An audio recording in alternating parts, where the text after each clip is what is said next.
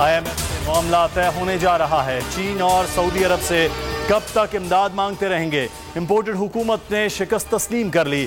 لیگی senator سے خطاب میں وزیر اعظم شہباز شریف نے سارا ملبہ عمران خان پر گرا دیا۔ بولے ایندھن بڑھانے کی شرط IMF معاہدے میں شامل تھی۔ سابق حکومت کے غلط فیصلوں کا خمیازہ آج بھگت رہے ہیں۔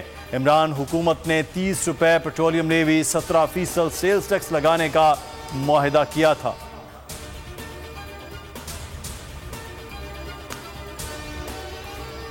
دو سے 3 ماہ میں مشکلات پر قابو پا لیں گے، جلد حالات بہتر ہو جائیں گے۔ مفتاح اسماعیل نے عوام کو نیا لالی پاپ دے دیا۔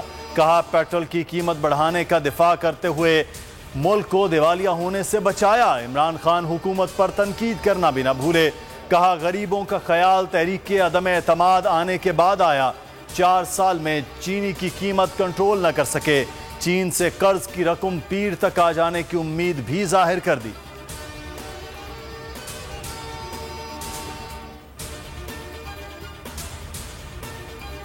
چین اور IMF سے قرض ملنے کے باوجود حکومت معیشت کو نہیں سنبھال سکے گی۔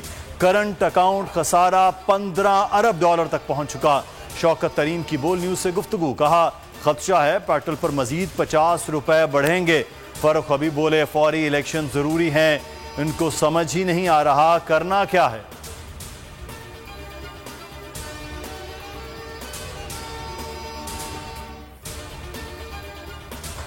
سپریم کورٹ نے دعا زہرا کیس نمٹا دیا۔ والد نے درخواست واپس لے لی۔ عدالت کی متعلقہ فورم سے رجوع کرنے کی ہدایت۔ کہا کیس ہمارے دائرہ کار میں نہیں، میڈیکل بورڈ کی تشکیل کے لیے مناسب فورم سے رجوع کر سکتے ہیں۔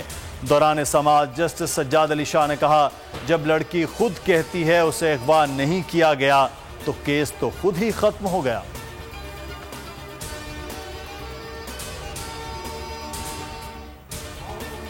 کراچی بورڈ بیسن کی جھیل میں ڈوبنے والے افراد کی لاشوں کو نکال لیا گیا۔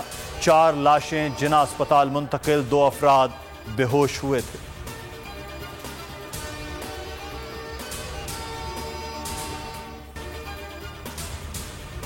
مقبوضہ کشمیر میں طوفانی بارشوں کے بعد سیلابی صورتحال۔ سری نگر کے کئی مقامات ڈوب گئے، گھر، گلیاں، چوک سب زیر آب۔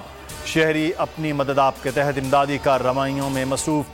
اٹوٹ انک کے دعوے دار کہیں دکھائی نہیں دیے۔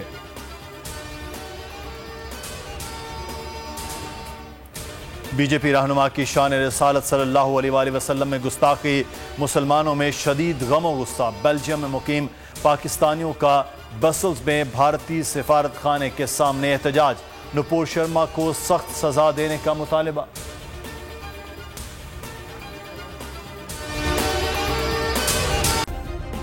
سبسکرائب کریں اور بیل دبائیں تاکہ کوئی خبر رہ نہ جائے۔